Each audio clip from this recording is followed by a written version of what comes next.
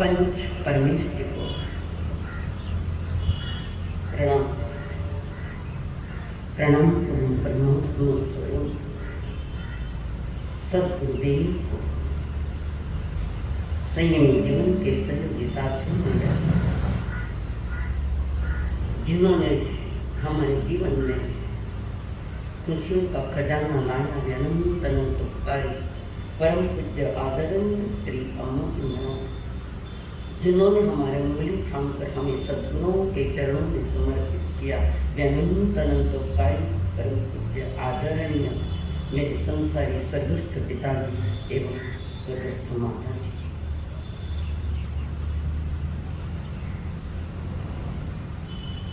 धर्म को समझने के लिए आए हुए देवों, आप सभी के भीतर में विराजमान भगवान आत्मा को मेरा प्रणाम है। परमात्मा महावीर जी ने दो लाइनों में जगत का स्वरूप बता दिया, दो ही लाइनों में जगत की सारी विधि बता दी, दो ही लाइनों में मुक्ति का मार्ग प्रशस्त कर दिया। वे दो लाइनें आपने अनेकों बार सुनी, एक बार दो बार नहीं, अनेकों बार सुनी।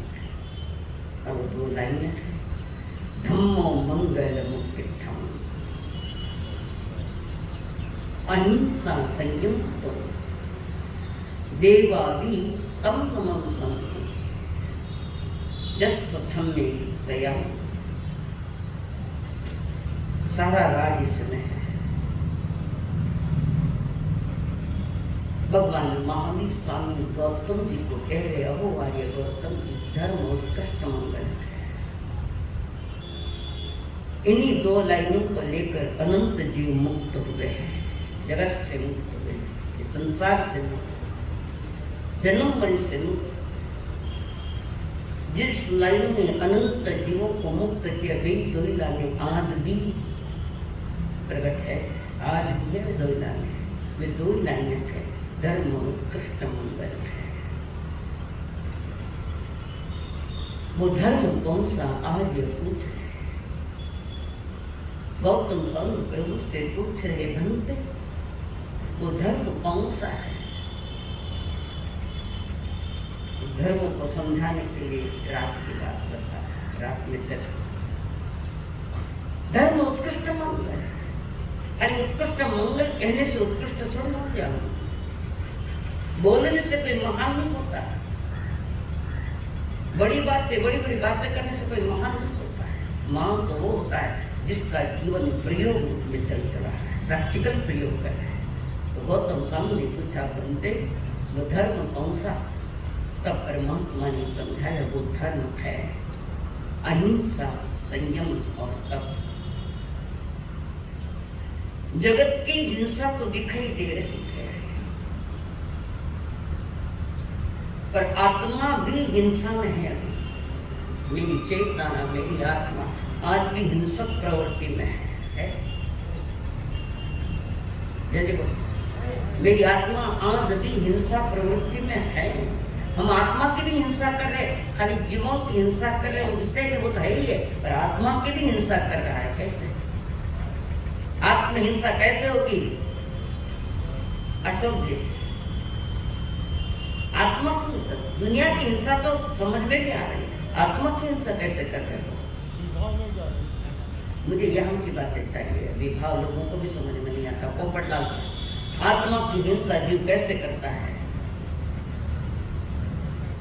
आत्मा की हिंसा कर रहा है कि मोह में डूब कर राग द्वेष लेकर संसार में परिभ्रमण कर रहा है। यह आत्मा का अपमान भी है और आत्मा की हिंसा, स्व हिंसा। स्व अहिंसा भी है, पर अहिंसा भी है, तो स्व हिंसा भी है, पर हिंसा भी है।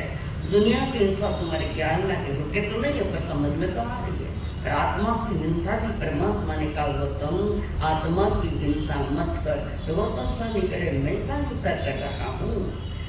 मैं कहीं अहिंसक प्रवृत्ति से आज के श्री चरणों में बैठा है। तब भगवान महावीर ने कहा, अहुआर्य गौतम स्वामी, मेरे प्रति तुम्हारा जो राग है, तुम अपनी आत्मा की हिंसा कर रहे हो। भले ही वो राग शुभ क्यों न हो, वो आत्महिंसा कारण। शुभ राग भी संसार का ही कारण है, भले ही शुभ हो, है संसार का। तो ज्ञानी जन के अहिंसा संयम तो अहिंसा मेरा स्वभाव भी है, और अहिंसा के लिए हमें पुरुषार्थ भी तो करना पड़ेगा। अहिंसा धर्म है, संयम धर्म है। संयम, संयम यानी क्या? आशा? ओ धन्यवाद। संयम यानी मर्यादा में जीना। आपके पास संयम है क्या? आप लोगों को पूछ रहे भाइयों को, आपके पास संयम है क्या? स्वीकारना है क्या? वो 12 व्रत दिए जा रहे, वो संयमित है। 5 इंद्रियों का संयम। चंद लोग लेते हैं, अधिकतर तो नहीं, सिर्फ सुनना विषय है। जीवन का 5 इंद्रियों का संयम प्रभु के, वो संयम में धारण करना पड़ता। जगत का संयम ले लिया, परिवारजनों से मुक्त होकर संयम ले लिया, पर तू मेरे साथ जुड़ गया। एक स्तंभ छोड़ा, दूसरा स्तंभ पकड़ा, पकड़ तो जारी है अपनी। कितनी सूक्ष्म बात रखी, तू मुझे पकड़ के बैठा, और तू मुझे पकड़ रहा है, तो पहले से तू बाहर तो आया, फिर वापस बाहर जा सकता है, जगत के इसमें जा सकता है, तो छोड़ना पड़ेगा। तो महावीर को भी छोड़ना पड़ेगा, क्योंकि तुम अपने आप में समझ गए, डिग्रियां ले लिए तो अपने रास्ता ना। कॉलेज में जाकर बड़ी बड़ी डिग्रियां ली तो कॉलेज में बैठे रहे क्या? सारी डिग्रियां तुम्हारे पास है, तुम जिस कॉलेज में पढ़ते थे डिग्रियां लेने को, और सारी डिग्रियां आपने पाली, तो क्या कॉलेज में बैठा था? गौतम स्वामी ने भी कई डिग्रियां पाई, 14 करोड़ का ज्ञान जिनके पास ज्ञान है, 3 वेदों का, 4 वेदों का भी ज्ञान है। वेद का क्या अर्थ है? वेद का अर्थ क्या है? नाम तो सुना ना, आनंद भाई। वेद रो कई अर्थ है। ना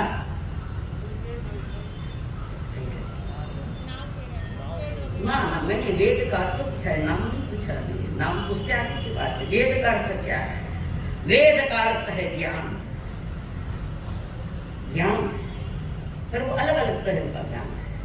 वेद का अर्थ विज्ञान है।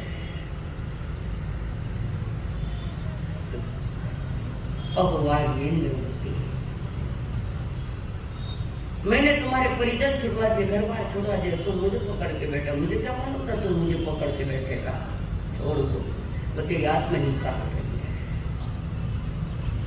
तब छोटे मोटे तब है। भूख से कब खाना, वो भी तब। 2 रोटी नहीं भूखे तो 1.5 रोटी खाओ, वो भी तप है। कुछ तप अंतरंग है, कुछ तप बहिरंग है, और दोनों ही आवश्यक है। 12 प्रकार के तपों की चर्चा प्रभु जी सुन लेते हैं, और यहाँ बैठे बैठे जब विषय निकलता है तो अब तो मैं बदल ही जाऊंगा। मन ने यही कह दिया, अब मैं अपने आप को चेंज करूंगा, संयम के बदलूंगा। वो यहाँ है, वहां बाहर गए के उतना भूल जाते हैं, भूल जाते। आदमी चाहता है मैं बदल जाऊं, लेकिन उसके कृत्य उसे बदलने नहीं दे पा रहे, पुरुषार्थ कमी करता है।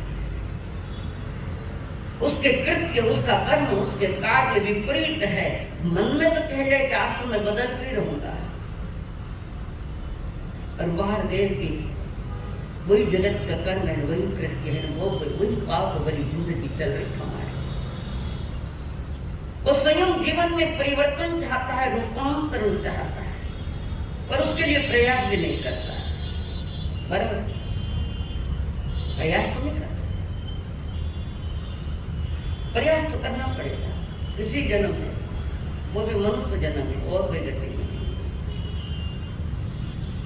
परिवर्तन भी चाहता हूं और प्रयास भी नहीं करूंगा, तो ये दोनों बातें कैसे संभव है? आदमी चाहता है कि मैं आदम बन जाऊं, आदि नाम हर आदमी चाहता है। अगर हमने जैसे मन में सोचा वैसे बाहर में कर लिया तो जीवन में रूपांतरण आएगा, थोड़ा थोड़ा धर्म तुम्हारे जीवन में प्रवेश कर जाएगा, थोड़ा थोड़ा।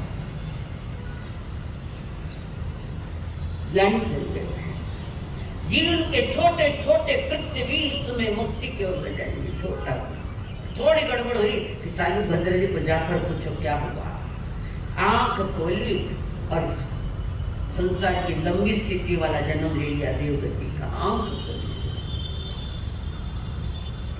प्रति समय हमारे भीतर में जो कुछ चल रहा है वो हमको चल रहा है, उसको समझने की चेष्टा करो कि जो मेरे दिमाग में विचार आ रहे क्या वे मेरे कल्याण के लिए है, क्या मेरे लिए कल्याणकारी वो है क्या जो मेरे दिमाग में आया है। सोचो तो करिए, और समझ में भी आता है कि ये मेरी आत्मा के लिए कल्याणकारी नहीं है, परिवर्तन तो नहीं करता। जीवन कल्याण प्रिय हो, कलह प्रिय जीवन नहीं होना, कलह नहीं, कल्याण। और कल्याण की बातें परमात्मा ने समझाया, गौतम मुझे समझने की चेष्टा करो, सब समझाओ पर एक बात मत कहो मुझे। सब समझाओ, मैं समझ रहा हूं, पर एक बात मत कहना मुझे कि मुझे भी छोड़ो। ये बात मुझे मत कहना, कारण आप 1000 बार भी बोलोगे तो मैं तो आपको नहीं छोड़ूंगा। प्रभु समझ के, राग भली चुप है पर वो प्रचंड है। परमात्मा को छोड़ना नहीं चाहते और परमात्मा बनना भी तो चाहते हैं, पर परमात्मा को छोड़ना पड़ेगा। यार संसार का सारा खेल दो बातों पर चल रहा है, दो ही बात, दो ही तत्वों का खेल है, जीव और वही, पुण्य या पाप। पाप और पुण्य के परिणामों में ये संसार चल रहा है, चला था, चल रहा है और चलेगा। ये संसार कभी नष्ट नहीं होगा, कभी नहीं, तीन काल में नष्ट नहीं। लोग कहते हैं प्रलय आएगा, ये संसार सारा उजड़ जाएगा, ये दुनिया उजड़ जाएगी, दुनिया खत्म हो जाएगी। ऐसा कभी नहीं होता, ना हुआ, न होगा, ना है। अरे बदल सकता है, पानी की जगह जमीन आ जाती है, जमीन की जगह पानी आ जाता है, कहीं कुछ परिवर्तन हो जाता है, कहीं गांव के बाहर नई नई बस्तियां हो जाती है, गांव में थोड़ा सुनसान हो जाता। हुआ नहीं हुआ? तुम्हारे नगरी में परिवर्तन नहीं आए क्या? पहला इतना बड़ा बड़ा रोड था कि आज है कि, और जितनी सुविधा सरकार कर रहा है उतने ज्यादा अच्छे दिन हो रहे हैं।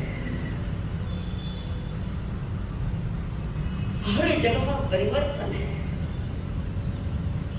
जगत का हर तत्व परिवर्तनशील है, पर हमें बदलना तो नहीं है। इस चीज को समझाने के लिए परमात्मा ने लोक भावना का चिंतन किया, लोक भावनाओं का चिंतन किया है। लोक को समझते, नाम तो सुना है, लोक को समझो कैसा है हमारा लोक। राजू बागमान जी कैसा है, करने वाला लोक कैसा है मालूम है? नहीं मालूम, मालूम है? और देखो सामने चित्र है जय जिनेंद्र के बीच में, पर्दा तो घना लगे पर लोग मतलब नहीं, चारों तरफ रखा है। और ये कहीं कहीं तुम बीच में चौराहे पर भी परमिशन लेकर कुछ लगाते, शिलान्यास करते हैं, वहां यही चित्र है, लोक का चित्र। ये बाहर का लोक है, उसको भी जानना पड़ेगा। एक लोक हमारे भीतर में है, बाहर के लोक को समझे बिना तुम भीतर के लोक को समझ नहीं पाओगे। समझना, लोक का चित्र, लोक क्या है? जहाँ क्षय द्रव्य है, निस्में नहीं समझ में आओ तो ये देखो, ये लोक का चित्र दिखाई दे रहा है क्या? दिखाई दे रहा है? नहीं दिखा, तुम्हारा उठाएगा। सारी चित्रावली अपने मेरे कमरे में, सब चित्रावली है, पर किसी ने नहीं पूछा हमारा सही है क्या है, देख के चले गए। बच के लम्बा माथा भाग करो, ये भी बातें समझ लीजिए। ये है हमारा लोक, इसको कहते हैं तीन लोक। लोक अखंड है, तो विभाजन उसके तीन किए हैं। यहाँ ऊपर देखोगे, ये देवलोक के चित्र है, इसको ऊंचा लोक है, अखंड पर विभाजन है, ये है ऊंचा लोक। यहाँ देवताओं के विमान है सारे, यहाँ देवताओं के विमान यहाँ से ऊपर, उसके आगे अनुत्तर विमान है, उत्कृष्ट विमान है। अनुत्तर विमान जिसको हम कहते हैं 5 है, और उसके ऊपर जो मुख का आत्माएं हैं वो देखो, यहाँ पर ये लाल लाल और सफेद बिंदु अगर दिखाई देते हैं, नहीं तो बाद में जरूर मिलना, मैं वहां दिखाऊं। और ये भूगोल समझना पड़ेगा। आज के विज्ञान ने जितना बताया उतना नहीं है क्षेत्र, उससे कई गुना क्षेत्र बड़ा है। और ये है हमारा मध्य लोक, बीच का है। हाँ, यहाँ ये बीच वाला, जिस लोक में हम है इसको मध्य लोक कहते हैं। और उसके नीचे ये सारे हरे रंग के जो दिख रहे हैं, वे सारी नारकियां हैं, नारकी। जिसने नरक में जीवन बंध किया तो नरक में जाते हैं, पहली दूसरी यहाँ तक, ये 7वीं नरक। थोड़ा प्रैक्टिकल इसलिए बताऊं तुम्हारी थोड़ी समझ में, कारण चित्रावली भी एक भाषा है, लोग चित्र से जल्दी समझ जाते हैं, ऐसे नहीं समझ पाते। और उसके चारों ओर पीले रंग के पट्टे दिख रहे हैं, वो है घनवाय, तनवाय और घनोदती, घन हवा। उसके बाद तनवाय, घनवायु, तनवाय, उसके बाद आइस। इस लोक में पानी का भाग जाता है, सारे लोक में पानी का भाग जाता है और जमीन कम है। तो ये है हमारा लोक का चित्र। और ऐसे ही बताए तो जैसे कमर पर हाथ रखा हुआ व्यक्ति खड़ा है, तो वो भी लोक का चित्र बनता है। कमर में हाथ रखकर खड़ा है, नीचे का भाग नरक वाला, बीच का भाग हमारा मनुष्य लोक का, मध्य लोक, और नीचे का भाग का है देवलोक। अब इसका बहुत सारा विस्तार हो सकता है। और जीव जब भी मुक्त हुआ, फिर न ऊंचे लोक से मुक्त हुआ, नीचे लोग से मुक्त हुआ कि नहीं हुआ? क्यों नहीं? नीचे लोग से मुक्त होता है कि नहीं होता है? क्यों? कैसे होता है? कौन बताए? अब क्लास में हुआ ये महाविद्य क्षेत्र, ये जो मध्य में है मेरु पर्वत, यहाँ से महाविद्य क्षेत्र का कुछ हिस्सा जिसको सलीलावती कहते हैं, वो नीचे गया है 1000 योजन। नरक तो 900 योजन तक है, उसके आगे और 1000 योजन, जहाँ पर महाविजय का हिस्सा गया, ऐसा तिरछा नीचे गया है। फिर वहाँ मनुष्य है, और वहाँ से कर्म भूमि का मनुष्य है, और वो कर्म भूमि का मनुष्य देव गुरु धर्म के सानिध्य में आकर ज्ञान प्रवाहित करता है, ध्यान में प्रवृत्ति होता है, तो वहाँ से वो जीव मुक्त हो सकता है। बाकी ऊंचा लोक से कोई मुक्त नहीं होता। इस लोक मध्य लोक से बाहर एक उंगली भी अगर हमारी है तो मुक्त नहीं हो सकता, उंगली अंदर लेनी पड़ेगी। इसे कहते हैं घर में आड़ो लगा रहे, आड़ो दरवाजे बीच में बीजा करी रहे, हाथ मारे काढ़ता उंगली आ जाएगा, कहते नहीं कहते? ऐसे अगर तुम्हारी उंगली बाहर गई तो अंदर ले उंगली, नहीं तो मोक्ष नहीं होगा। अब इसका बहुत सारा विस्तार हो सकता है और हेवी डोज हो जाएगा, थोड़ा हेवी डोज। ये बाह्य लोक है, ये जो चित्र बताए क्या लोक है, ये बाह्य लोक है। एक अंतर लोक भी है जो हमारे भीतर में है, मेरे अस्तित्व में है, अभी है। एक अंतरंग लोक, भगवान महावीर का लोक का चिंतन कर, बाहर का स्वरूप कैसा है और भीतर में लोक कौन सा है हमारा, इसका चिंतन करो। नहीं समझ में आया तो सुनने तो कहीं नहीं लगे, और कोई आई और कोई करे तो और उसका विस्तार भी हो सकता है, कम से कम सुनने। धंधो नहीं करता तो दुकान में तो बैठ छोड़ो, नहीं तो देखता देखता धंधो आ जाएगा। सारी तो घड़ी अपना नहीं है, दुकान में बैठे तो धंधो आई ना करता। मैं दुकान में बैठो आगे की बोलूं, दुकान बैठो दीवारों काटेगा दुकान में। लोक व्यवहार में जो बात है वही बात है, कोई अलग नहीं, लोग से कुछ भी अलग नहीं है। इस लोक के स्वरूप को जाना हमने, तीन लोक के अखंड है लोक, और इसके तीन हिस्से हो गए हैं, ऊंचा लोक, मध्य लोक और नीचा लोक। नीचा लोक जो नारकी की, ऐसे ही मेरे भीतर में भी एक लोक है। अरे जिस लोक में अंधेरा ही अंधेरा है, वो एक लोक है मेरे भीतर में। कौन सा है? कौन सा लोक है वो? कितनी बार सुनिए,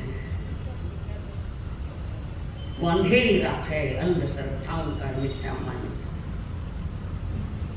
वो एक लोक है जहाँ राग और द्वेष है, जहाँ मिथ्यांत्व है, जहाँ 18 पापों को, पाप स्थानों का सेवन करते हुए जीवन में अनंत कर्म का है।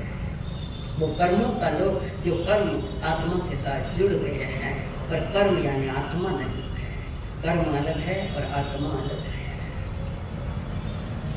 ज्ञानी जन कह रहे तेरे भीतर में भी एक ऐसा लोक है जहाँ सतत परिणामों में कभी पाप प्रवृत्ति आती है तो कभी पुण्य प्रवृत्ति आती है। पाप पुण्य से बना हुआ ये लोक है। लोक में पाप और पुण्य है। देव के नंदन श्री कृष्ण जी ने भी ये बात रखी थी। दुष्कर्म, सत्कर्म, दुष्कर्म, सत्कर्म और अकर्म दशा, इन सारी में जो है कर्म है, उसमें उत्कृष्ट है तो अकर्म दशा है। कर्म करो, प्रभु ने मना थोड़ी किया, तो कर्म करनी चाहिए। कर्म यानी क्रिया। ये शुरू में जब हमने कर्म सिद्धांत के प्रवचन के पहले दिन का ये तो बताया। अब कर्म दशा, कर्म करने को मना नहीं किया, पर कर्म के साथ मिथ्या राग द्वेष का जहर मत डालो। और ये जहर पड़ा कि तुम जहरीली हो गए, तीन गति में घूमने के लिए जहरीली, आत्मा जहरीली हो जाती है, उसके फल भुगतना पड़ेंगे,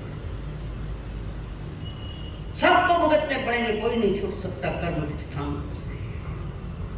और ये पाप और ये पुण्य के जो कृत्य है, इसको जो समझ जाता है, इस बात को समझ लेता कि पाप अनंत संसार का कारण बनता है और पुण्य थोड़ा बचा लेता है, मूल पूंजी बचाता है। पुण्य जो मिली मनुष्य जन्म, आर्य क्षेत्र, उत्तम को परिपूर्ण इंद्रिया आदि आदि जो आपको मिली है, तो पुण्य के बलबूते पर मिली है।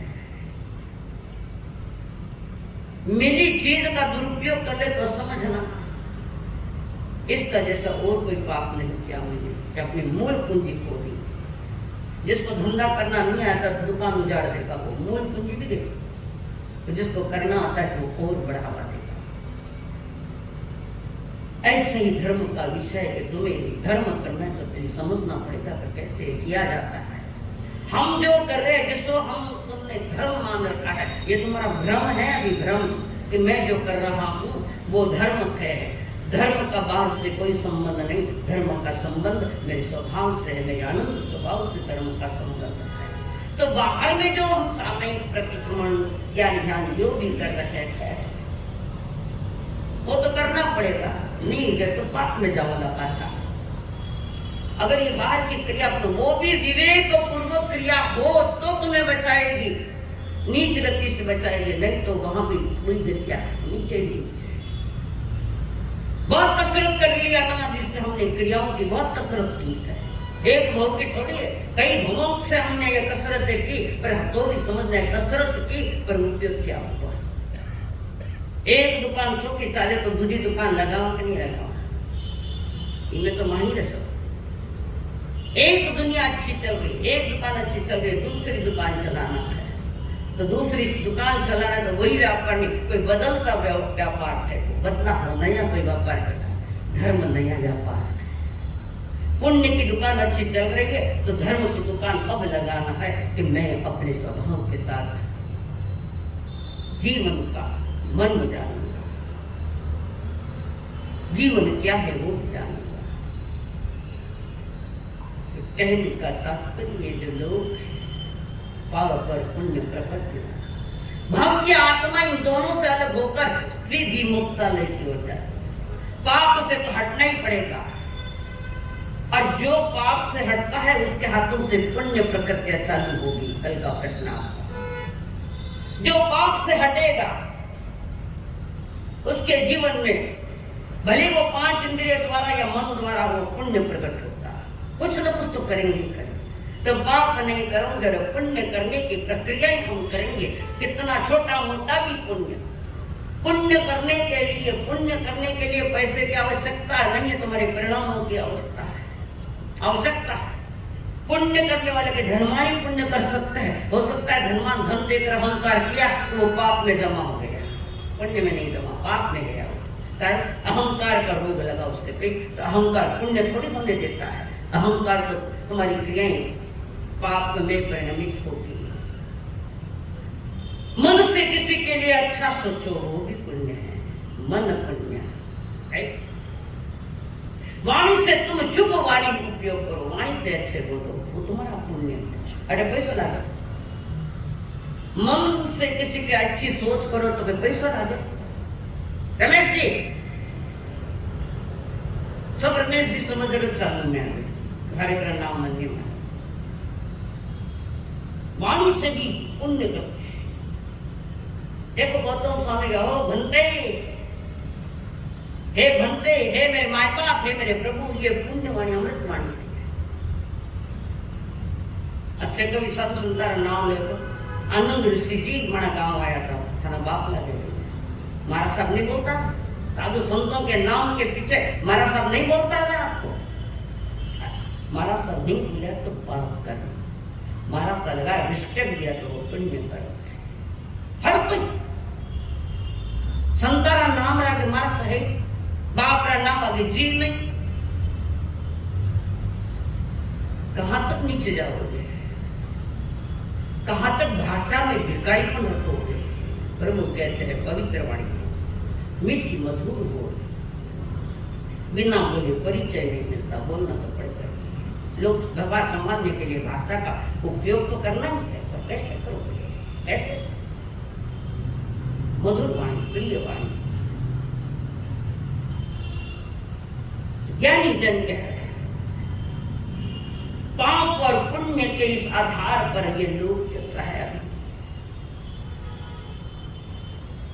एक सिक्के के दो पहलू है, पाप और पुण्य। एक सिक्के के दो पहलू है,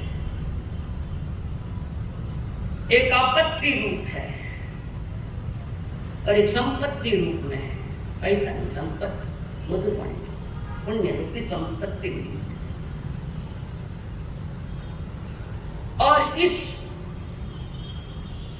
लोक को जानने के लिए प्रभु के पहले लोक भावना को समझ तो तुम्हारे भीतर में पाप प्रवृत्तियों को हटाने की चेष्टा करो। पुण्य प्रकट मन से अशुभ सोचना, वाणी से शुभ बोलना और काया से किसी की सेवा करना, सही सेवा करना। काया से सेवा करते करते मन में थोड़ा भी अशुभ विचार नहीं आने देना। पढ़ते करो, गया काम से जो किए हो ही गए। छोटी छोटी बातों में हम गलतियां कर बैठे हैं। पहाड़ से ठोकर नहीं लगती, छोटे पत्थर से ठोकर लगती है। छोटे छोटे कृत्य धर्म बन सकते हैं। संत मोटो मोटो दिखे छोटा रखो तो ही हर जन्म में ठोकर खाते आए। प्रभु ने कहा पाप भी करना है तो होश पूर्वक कर, जागृत होता हो तो पाप कर, पर जैसे वो पाप नहीं होगा। अंत जागृत देती आत्मा जागृत, बोध पूर्वक तुम पाप करो तो पाप नहीं होगा। कि बोध में पता लग जाएगा कि पाप से मेरी गति बिगड़ जाएगी, मेरा जन्म बिगड़ जाएगा, होगा ही नहीं। पुण्य भी होश पूर्वक नहीं है, बोध पूर्वक नहीं है। कर रहे दुनिया देख रही है और दुनिया नहीं देखे तो मैं क्या आंख में यूं करियो वो करियो तमु करियो तो किसको बताना है? धर्म बताने का विषय नहीं है, धर्म अनुभव करने का विषय है, बताने का विषय नहीं है। तो मैंने क्या किया? अनुभूति का विषय धर्म बनता है। जब जीवन में अनुभव आएगा कि मैंने ये किया,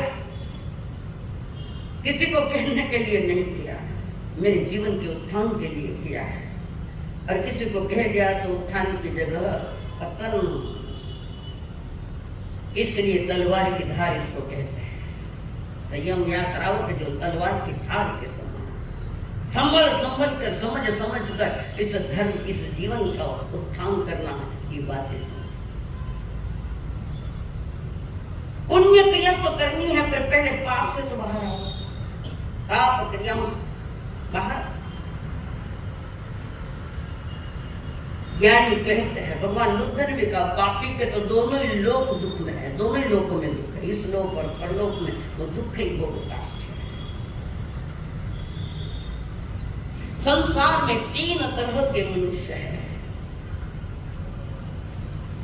एक जघन्य मनुष्य हो जिसको पाप के प्रति भय भी नहीं लगता और घृणा भी नहीं होती। एक सेठ जी मरण स्वर्ग में गया, सेठ जी नरक में चले जाएगा। बराबर। कर्म धनी अमीर गरीब कुछ नहीं देखता, कर्म तो अपने अपने माल की बात करता है। उठे पूछो देवता पूछो, बहुत थे कटे भेजू। सेठ जी ने पूछो, बहुत थे कटे भेजू मैं, मेरे हाथ में जहां भेजना है। ये तो अपने जैन दर्शन की बात नहीं है, पर क्या सेठ जी के वजह से 4 पैसा मिले बटे भेद, बोले तुम नरक में भेद, 4 पैसा मिले बटे भेद बनाए। सेठ जी है,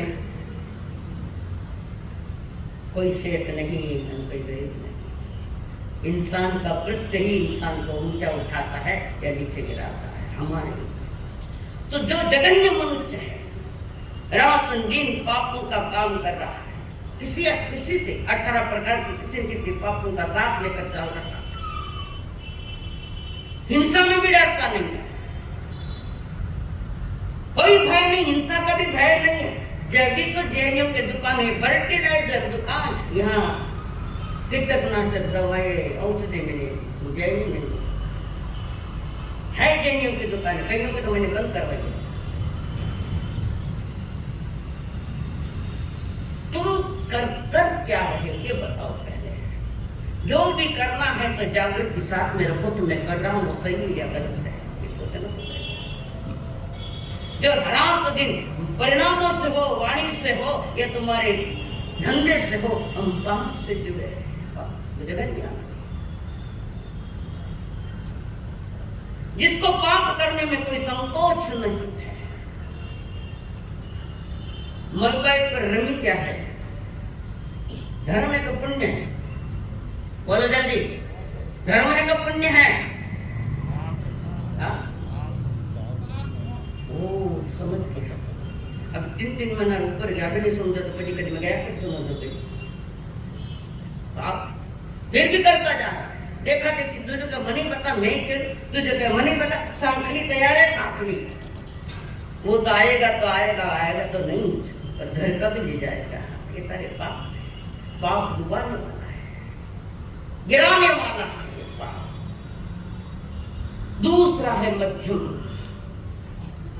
जब उसको समझ में आ रहा है कि आवश्यकता मुझे करनी पड़ेगी कुछ, कारण जवाबदारी संसार के लेकर बैठा हूँ, परिवार लेकर बैठा हूँ, मैं मेरा परिवार है, परिवार का भरण पोषण करने के लिए किसी इस बात में मुझे थोड़ा पाप करना पड़ेगा, पर मैं पाप को पाप नहीं मानूंगा। पाप करने पुण्य कहते हैं। पाप को पाप ही मानता है वो मध्यम पुरुष। पाप करते हुए भी मन में पीड़ा है कि क्या करूं, मुझे करना पड़ेगा। धंधे में भी पाप के बिना धन नहीं मिलता, कई दिन करना ही पड़ता। पाप करते वक्त तुम्हारे भीतर में चिंतन हो कि ये पाप है, आखिर पाप ही है। अंदर में पश्चाताप होना चाहिए, पीड़ा होनी चाहिए कि मैं ये पाप कर रहा हूं, और किसके लिए कर रहा हूं, किसके लिए कर रहा हूं पाप। थाने पधरावा छे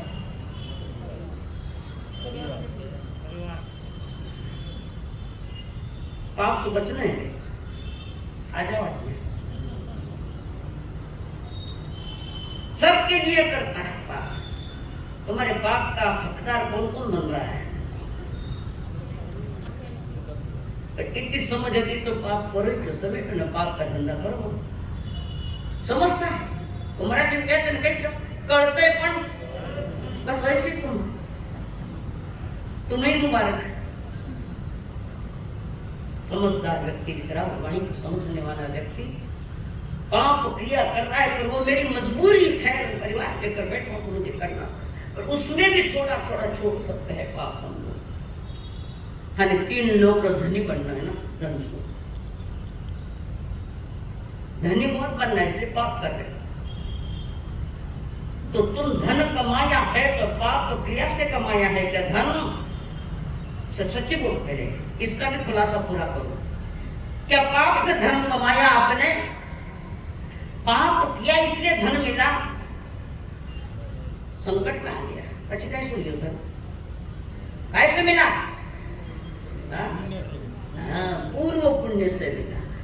पुण्य उदय में है न पाप करे तो नाम पंचम काल है।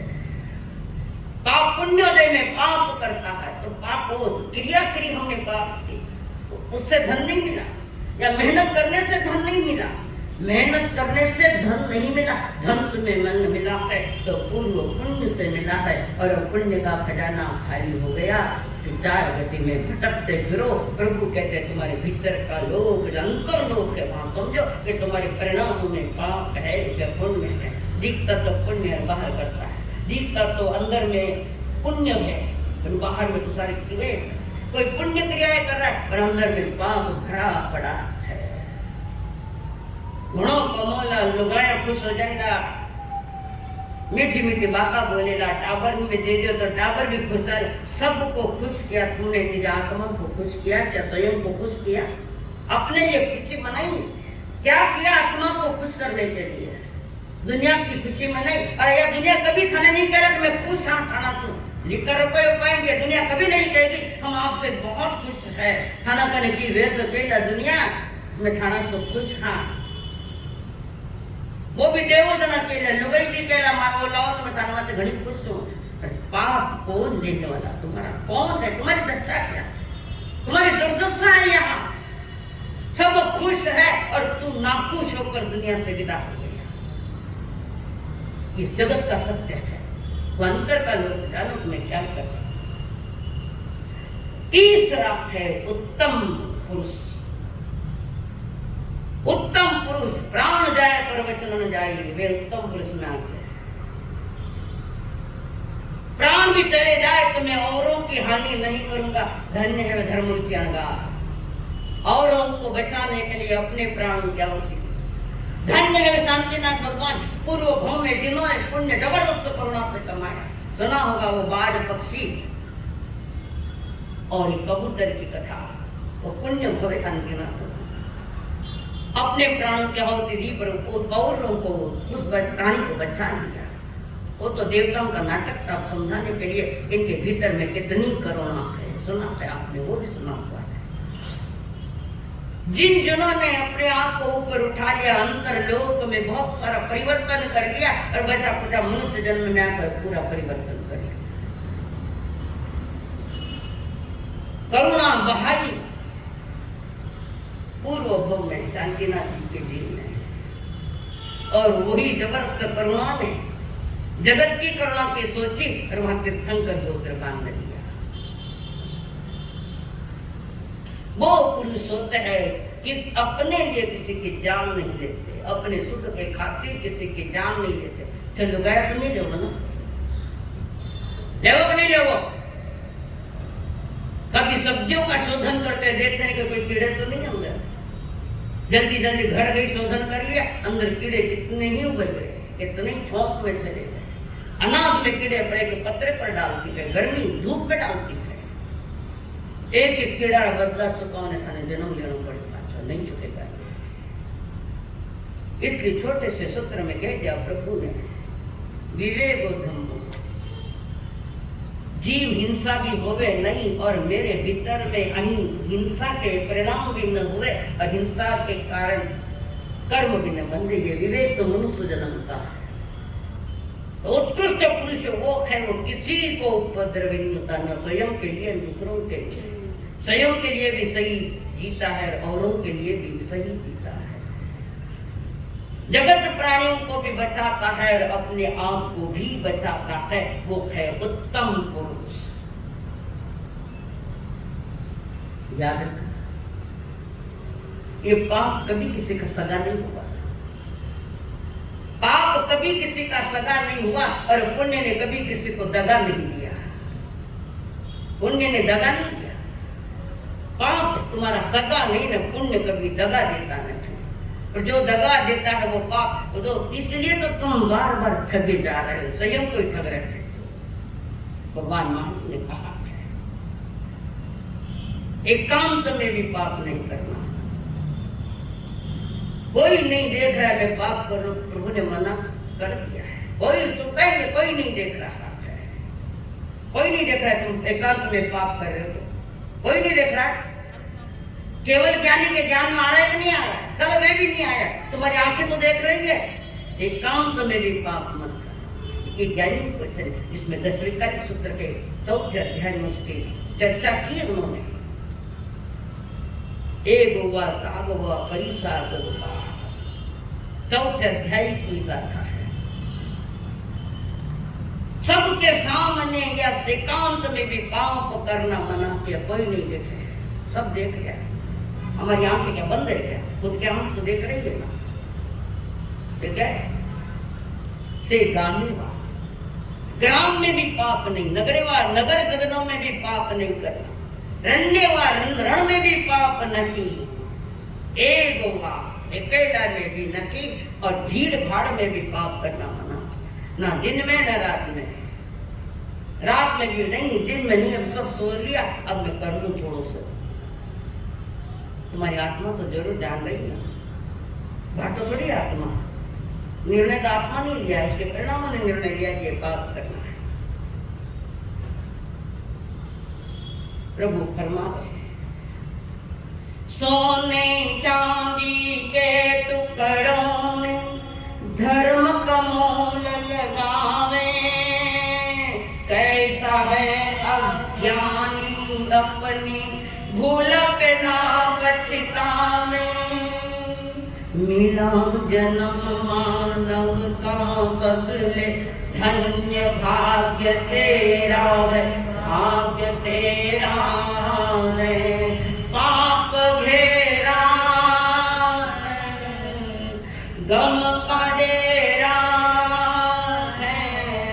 सुनो जगवासियों, क्यों बने हो उदासी, ना कुछ तेरा। क्या है तुम्हारा? जरा सोचो। प्रभु ने कहा है, हम तो उनके सेवक हैं। प्रभु ज्ञानी बड़ी, और पाप करते भी ज्ञानी करते, तुम्हारे मन में खेलेगा नहीं? अंतर में कोई पछतावा नहीं है।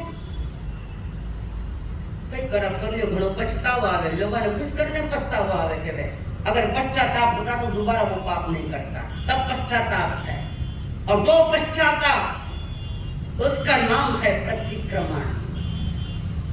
अंदर में अगर पाप करते पछतावा है कि मजबूर मुझे करना पड़ रहा है, और अंदर में पश्चाताप है, प्रायश्चित है, तो उसका नाम है प्रतिक्रमण। अब स्वयं को बदलने की प्रक्रिया का नाम प्रतिक्रमण है। भूल चूक सुधार, उसका नाम प्रतिक्रमण। 8 दिन आई गया प्रतिक्रमण मारता, रोज आए प्रतिक्रमण करने, तो मैंने कहीं न्याय करियो, मेरे लिए आए थे, किसके लिए आए थे? 8 दिन में सोचा थे, जो सोचा हो तो परिश्रम होने के बाद कुछ परिवर्तन तो आया होगा शायद। जो प्रतिक्रमण करियो, कौन सा प्रतिक्रमण? शब्दों का, वो भी ढंगड़ा नहीं। प्रतिक्रमण सुनाने वाला सुना रहा है, पीछे कोई मुंह पहले कोई बातें कर रहा है।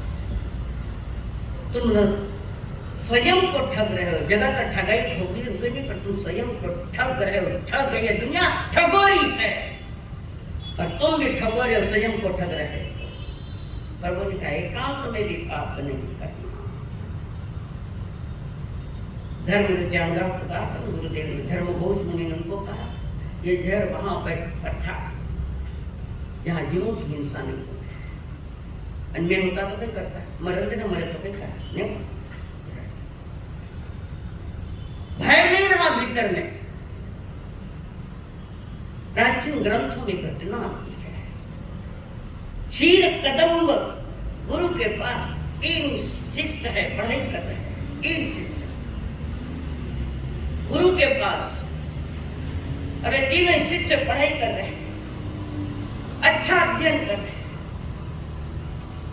और तीनों में एक नगर का राजा बैठा, नगरी का राजा, उसका राजकुमार जिसका नाम था वसु, राजकुमार है। दूसरा आचार्य का पुत्र जिसका नाम था पर्वत, और तीसरा था शिष्य नारद, नारद नाम था उसका। तीनों ही पढ़ाई कर रहे हैं और गुरु पढ़ा रहे हैं। ऐसे में अचानक आकाश मार्ग से गुरु शिष्य आ रहे थे। ये एक विद्या है, आकाश मार्ग से चलना।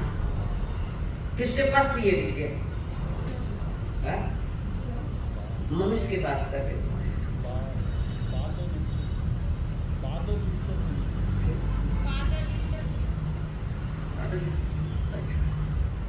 अब उसको तो देखा नहीं, फिर किसी को देखा तो नहीं, सुना तो बहुत अच्छा है।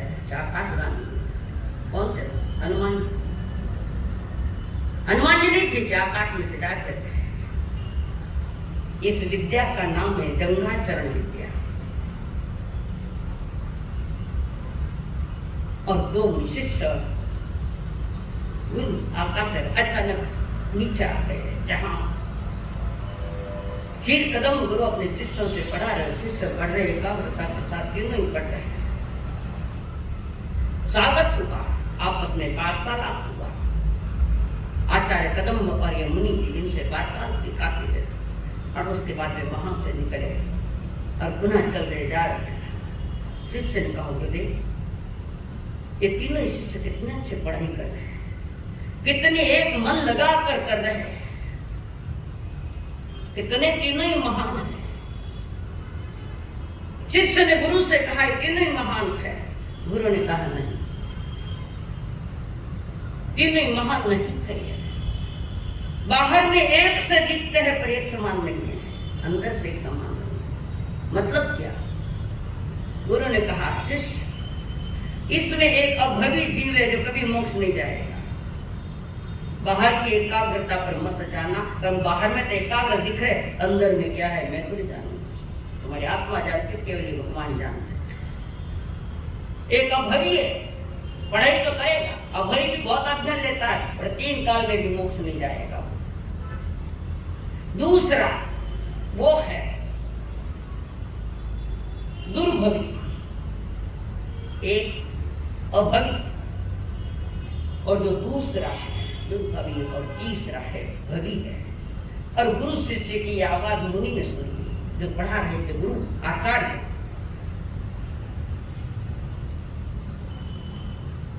और उन्होंने कान से सुन ली, बात क्या है।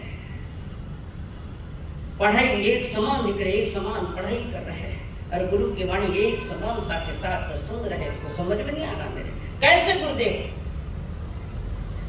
गुरु ने कहा शिष्य, ये बाहर में एक रूपता को लिए हुए जरूर है, पर इन अंतर के परिणामों में बहुत सारी भिन्नता है, अलग है। तब गुरु ने उनकी परीक्षा लेनी चाहिए, कौन अभियान कोई जरूरत। पहले शिष्य को बुलाया, उसको कहा माया से कबूतर तैयार करना, माया। और शिष्य को कहा, गुरु ने शिष्य को कहा शिष्य, इस कबूतर को ऐसी जगह मार क्या जहां कोई नहीं देखे, कोई नहीं देखे।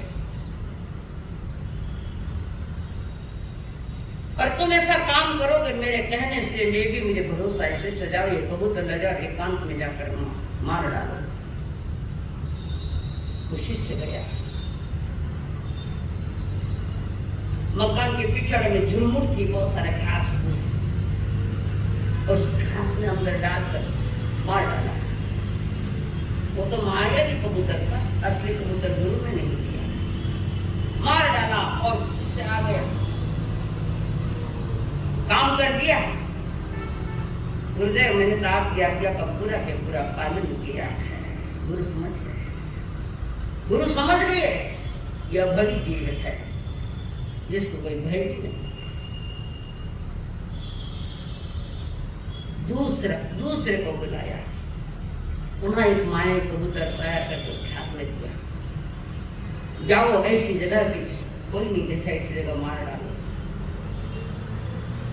दूसरा गया, पिछड़े में नहीं गया, नगरी से बाहर दूर दूर जहाँ कोई नहीं है, जहाँ पे आकाश में पंछी चिड़िया भी नहीं उड़ रहे, या कोई मनुष्य है वहां, या कोई पंछी है, या और कोई जीव है, अच्छा नहीं, ऐसी जगह जा रहा, वो ढूंढ रहा है। और ढूंढते ढूंढते काफी दूर चला गया, एक बहुत बड़ा जंगल आया, झाड़ी झाड़ी, उसने चारों तरफ देखा, ये तो कोई नहीं देखा,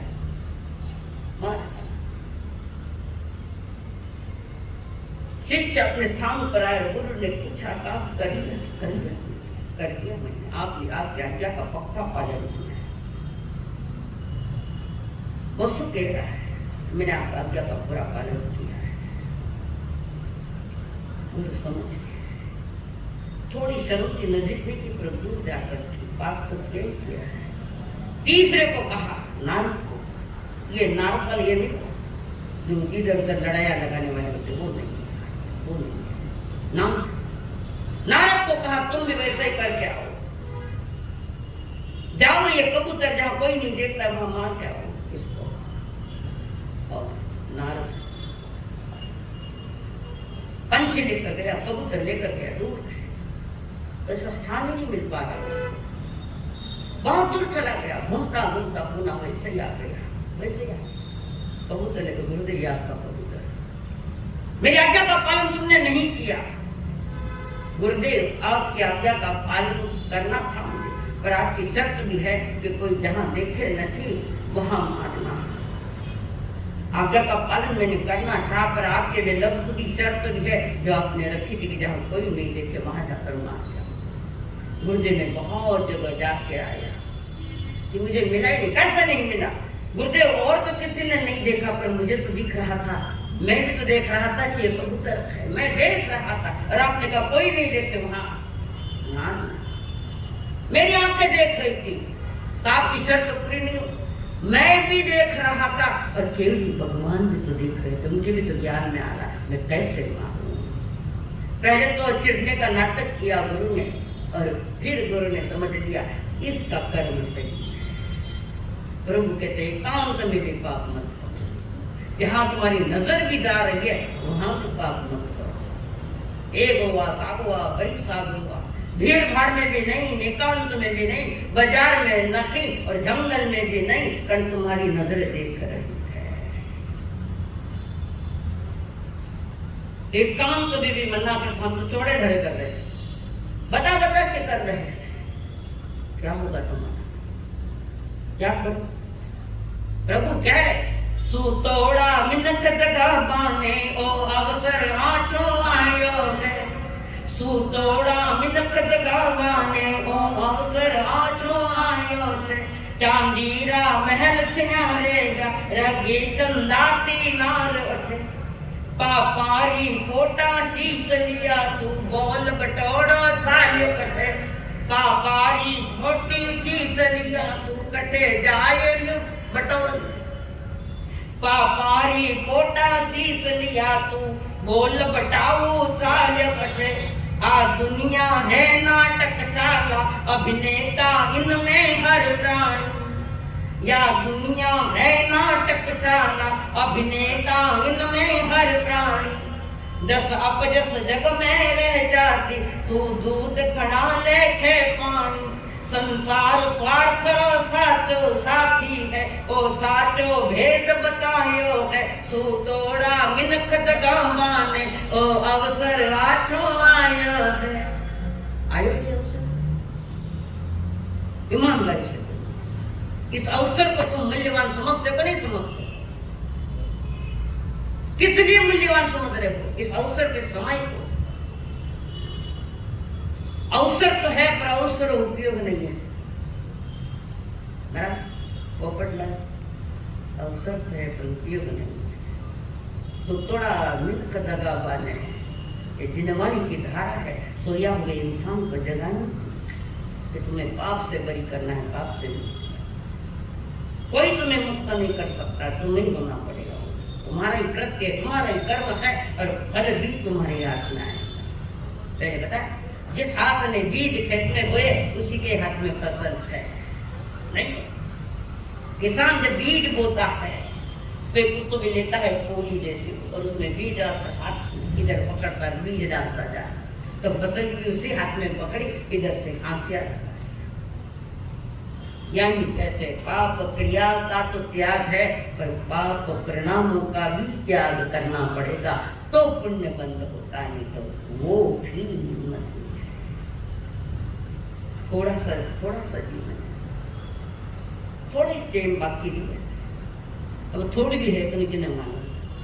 कल ही बताया था जन्म जोखिम का जन्म है, जोखिम बचो, बचने के अवसर है। पाप और पापों के परिणाम में कितने जन्म बिताए, कब तक पापों में पड़े रहे। बच्चे दुखना हमारा सकाई के माना बताओ कई तरह कटे हाथ डाले तो कोयला साथ में आ, तो कोयला ही बोया तो कोयला ही आए, सोना है रखना पूर्व पुण्य जा रहा है, याद रखना प्रति समय पूर्व पुण्य जा रखा है। ये खाली न हो, कहीं पुण्य खाली नहीं हो, और पुण्य खाली होगा तो चंद मिनटों में रात में करोड़पति और सवेरे रोड़पति। नहीं हुई ये घटनाएं, कितने जगह भूकंप चल रहे हैं, कितनी जगह तबाही हो रही, सुनामियां आ रही है, कई एक्सीडेंट है, कई तबाहियां है, कई भूकंप है। क्या हमारा नंबर नहीं लग सकता? नहीं लग सकता है क्या? लग सकता है। प्रभु है पुण्य की पूंजी खाली होने के पहले तुम पुण्य की कमाई करो। संकल्प हो हमारा